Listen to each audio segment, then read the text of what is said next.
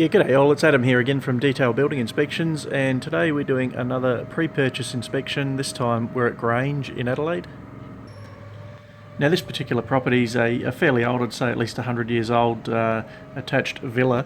Now something that we see quite a lot of issues with older houses in Adelaide is subfloor ventilation. So just want to show you the sort of things we look for when it comes to subfloor ventilation. Now you can see on the side down there the vents have been blocked off, so they would originally been quite a lot higher to the ground level, but at some stage in this home's life you can see they've added another slab onto the porch, so they've raised the porch height, and in doing that they've actually blocked off those vents on the wall, so there's no ventilation to that room at all on the side.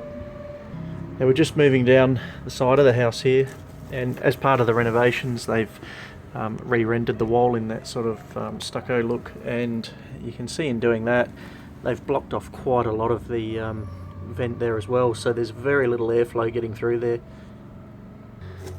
Now that extends right the way down the side of the property. You can see all of those vents pretty much all but totally blocked off.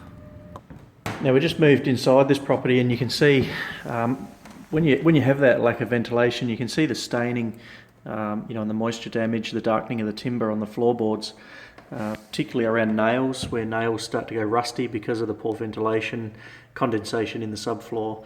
That's the staining as a result of that. Now you quite often notice that in older homes you start to get a smell inside the home because of the vapour that's trapped underneath the floor, particularly in old areas where you've got a fairly high water table.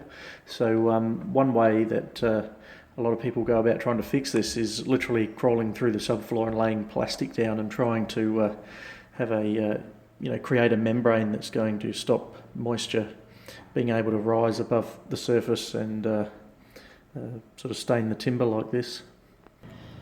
And just moving back outside, I mean, that's a very sort of difficult way to fix it, getting under the subfloor like that. One other way is to literally take these cement vents out that have been partially blocked or mostly blocked, and you can actually replace them with a brass version, and the sort of square centimetre coverage of ventilation is far greater when you have the brass one installed.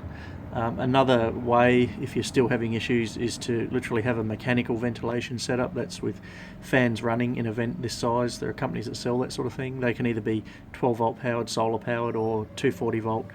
But one thing you need to be really careful of is to not overdo it. So you've got really damp conditions, and if you over ventilate the floor, you'll actually dry it out too much and create a reverse effect of the conditions.